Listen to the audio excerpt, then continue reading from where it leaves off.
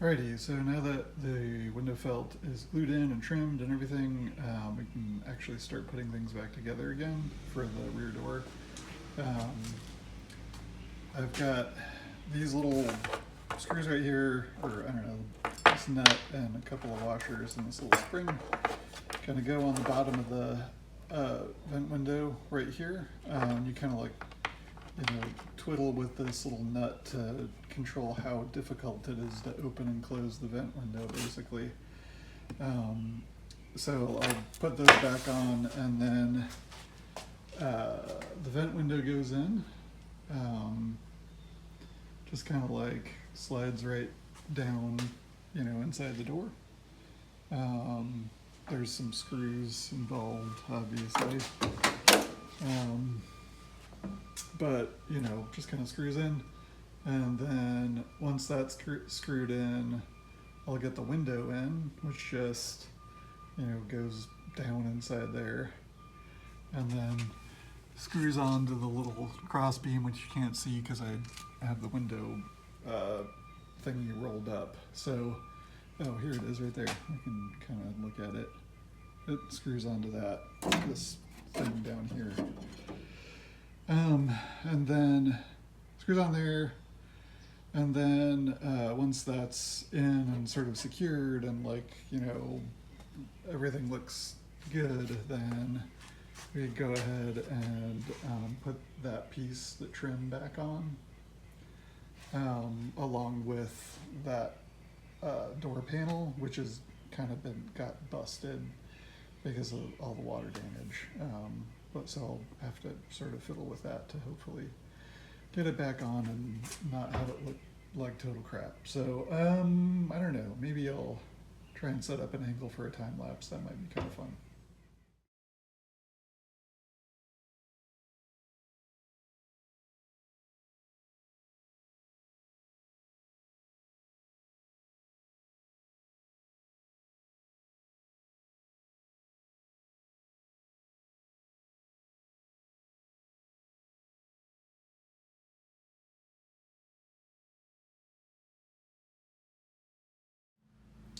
Okay, well, so that was putting the window in, or the windows in, I guess.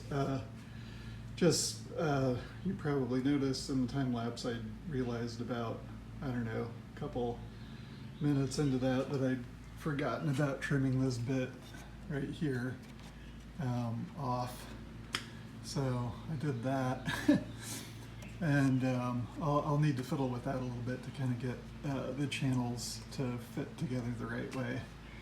But other than that, it's pretty straightforward. And then I guess I forgot that you actually have to put in the main pane of glass before you do the vent window. I think in the earlier video I said it in the opposite order. Anyways, okay, so I guess the rest of this is just putting the rest of the trim on, and then the door panel and the handles and things. One thing that I kind of forgot to mention earlier is that this is kind of like a brilliant recommendation from my father-in-law. He basically was telling me when I take the screws out, like make a little drawing and put the screws in the spot on the drawing where they go, so that you can put them right back in the same screw holes. So that was for the vent window assembly there, and then these are for the rest, like the frame, that piece of trim that goes around the inside of the door, and then these two go on the actual door panel at the bottom of the door. This thing right here goes in the bottom of the kind of that channel that goes along the side of the window, and it allows you to adjust how difficult it is to roll the window up and down. So it just kind of sticks through the door right here. And then there's a little nut on there that you can adjust to make it go in and out, which kind of adjusts, how difficult, because it bends this forward and backward. It adjusts how hard it is to roll the window up and down. So, so just kind of a cool suggestion. It's a little bit obvious perhaps, but kind of a neat suggestion. And while I was working on the car, I just had this tucked underneath the car right next to the door, so that I could just slide it out you know, when I was ready.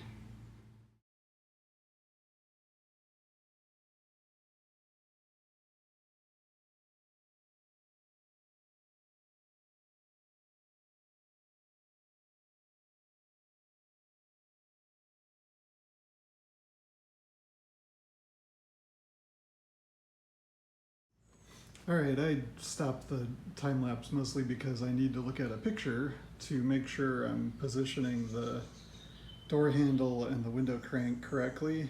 Because if you put them in the wrong sort of angle, then it's awkward to open the door or like make the window go up and down.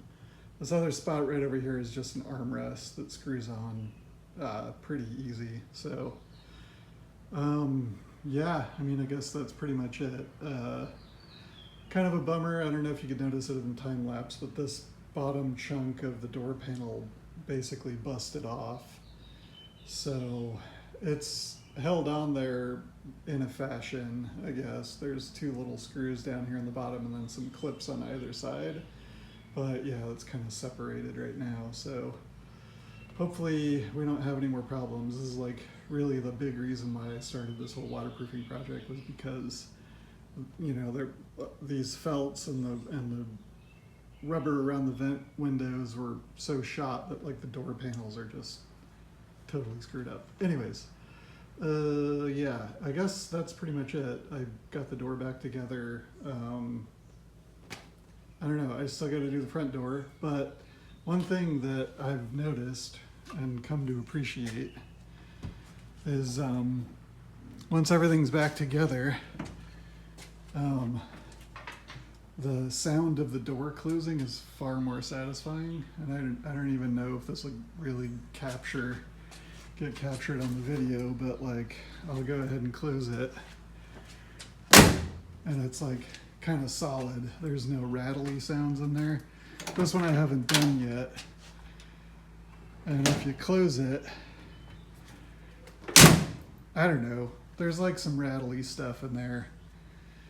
It's satisfying, it feels good, if nothing else. So that's it.